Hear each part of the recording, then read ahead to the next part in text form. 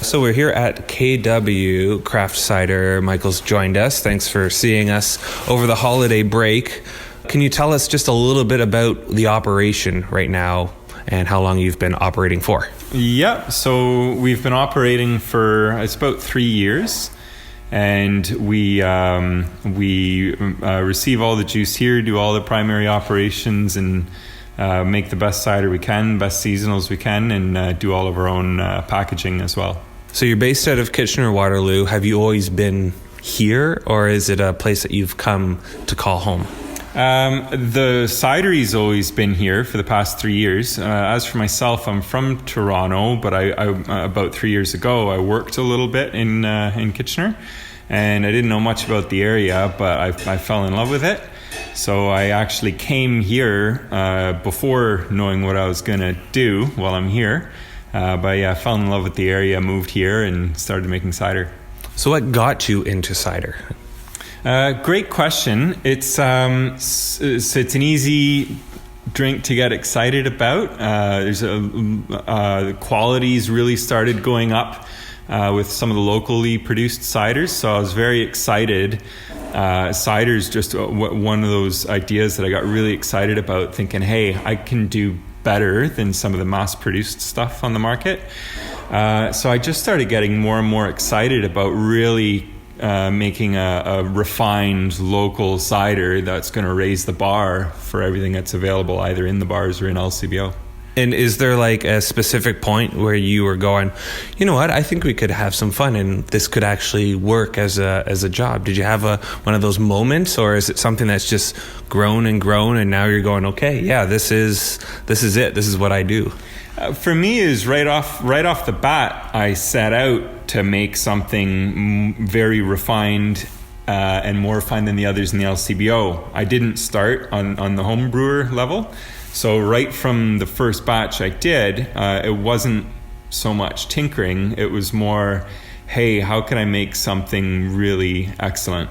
And you got started a little bit before this big surge of cider interest, which happened the last year and a half. Has that been something that's been important, do you think, for you sort of setting the way? Because a lot of people look at the work that you're doing and say, oh yeah, very established, well done, quality, how can we meet that? Or would you have found it maybe more of a challenge if you'd started a year or so now with everybody else also coming through?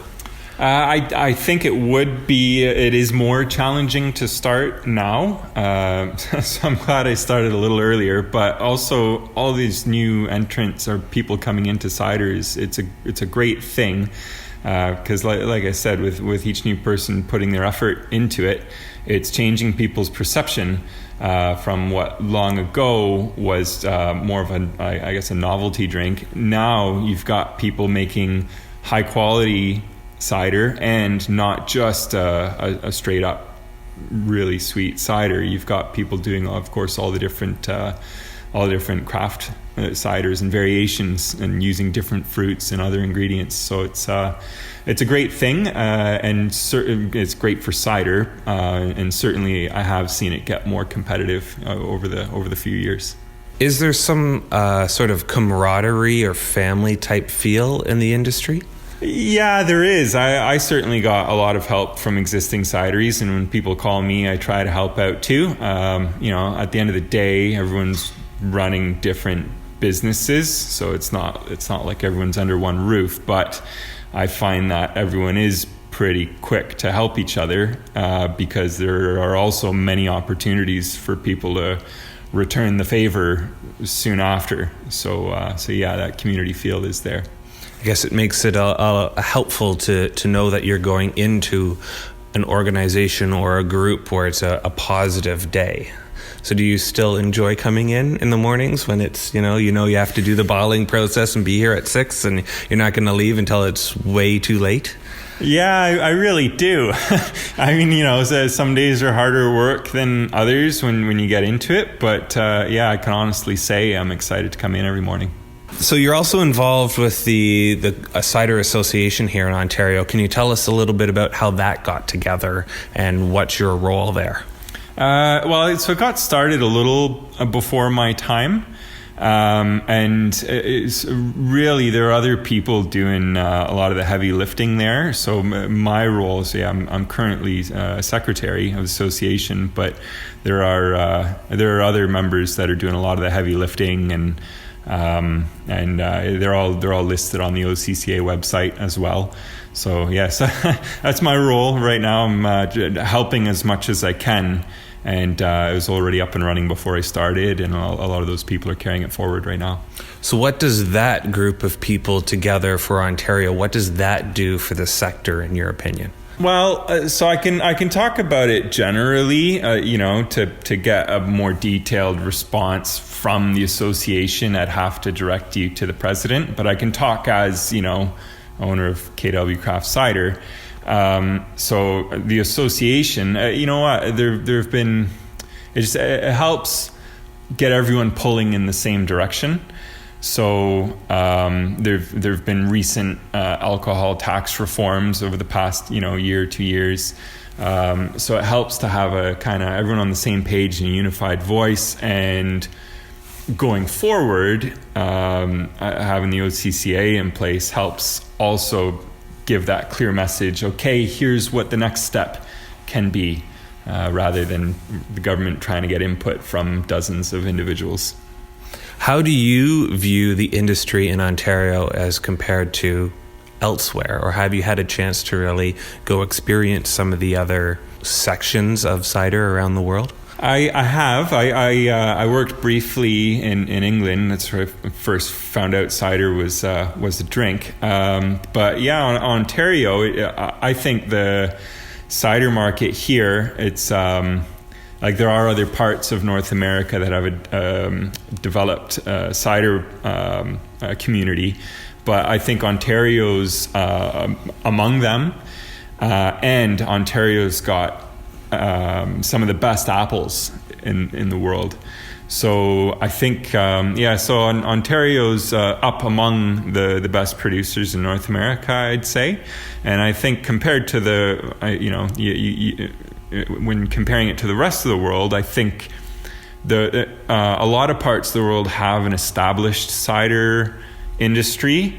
Whereas Ontario and other parts of North America, it's I find it very exciting that we're part of watching it come from minimal, like a minimal presence.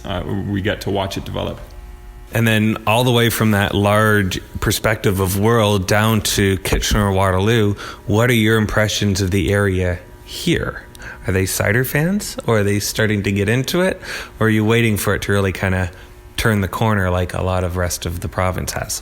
I think the corner's turned in Kitchener-Waterloo. I think people are carrying a lot of the best ciders in Ontario, and good places to I guess a good reference point's always looking at what's happening downtown Toronto, and I think Kitchener-Waterloo is more similar or more on par to what you see downtown Toronto than it is to most of the rest of the province.